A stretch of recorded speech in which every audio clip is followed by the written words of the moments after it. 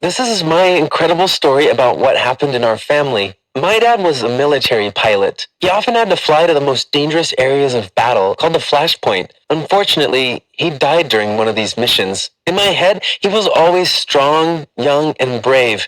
He taught me to swim and ride a bicycle, and when he was at home before the next mission to the flashpoint, he used to put me to bed and read me bedtime stories. But I remember the day they told us about his death. My mom took me from kindergarten. We went to the theme park and bought some ice cream. When we went home, a phone rang. Mom answered, and she was silent for a long time. Then she said, "I understand," and hung up. Her face turned to stone. She stared into space for several minutes, and when I asked her what had happened, she sat down, hugged me, and said Dad was gone. Now he'd live in heaven, in the sky. I was too young to understand what death was, but it really hurt only because I would never see Dad again. While walking, I looked at the sky and waved to the clouds. I shouted, "Dad, where are you? I miss you." Later, I realized that death is the final destination. There is no going back. 6 months later, my sister Chloe was born, and I fell in love with the little kid at once. When she grew up a little, it was clear she was a copy of Dad. Our mom had always been a role model of true love and heroism for me. She never complained. For her, Chloe and me were the whole world. Mom did everything for us and loved us as much as two parents, for Dad and for herself. 2 years after Dad was gone, there was a fire in our house. Fortunately, we spent that night with our grandma, so we stayed alive, but our photo albums had burned up. We recovered some of them because our relatives had copies, but we could only find Dad's childhood photos because Grandma had kept them. I remember how my mom cried. I was also hurt that I would not be able to show my future kids their grandpa's photos. And Chloe never saw her dad at all. It turns out she would never know what he was like. It's terrible.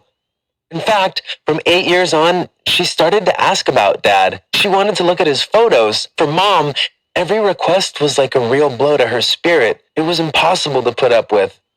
This year, Chloe turned 9. She grew up a smart one. She does really well at school, helps Mom, and dreams about becoming a doctor. On her birthday, most of all, she waited to blow out the candles on the cake. She wanted to make her most precious wish. We were sure this was a puppy because she'd long dreamt of it. So we decided to surprise her. And when she closed her eyes to make a wish, our aunt was already standing behind her with a small puppy in her arms. Chloe blew out the candles, then looked around and saw the puppy.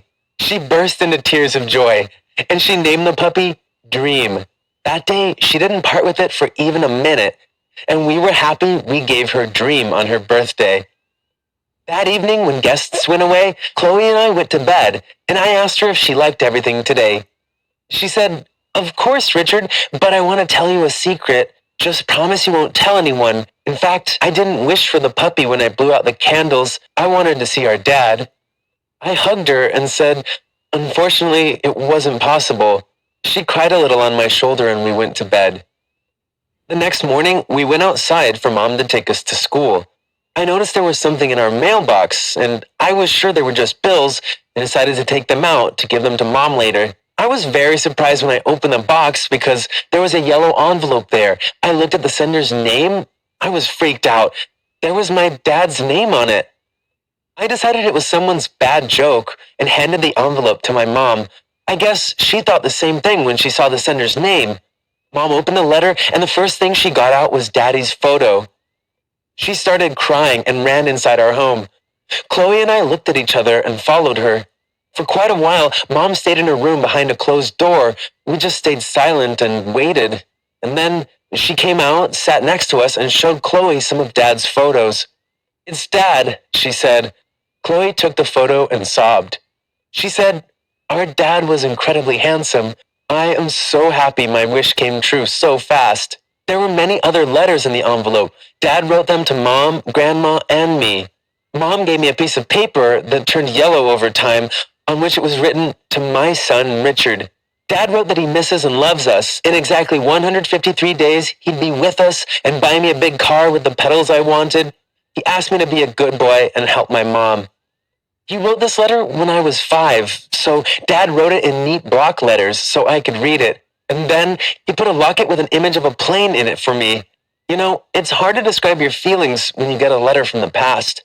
I know men don't cry, but I couldn't hold my tears back. I was really happy to get this letter and gift from my dad, even 9 years later. We thanked our mailing system for an almost 10-year delivery delay.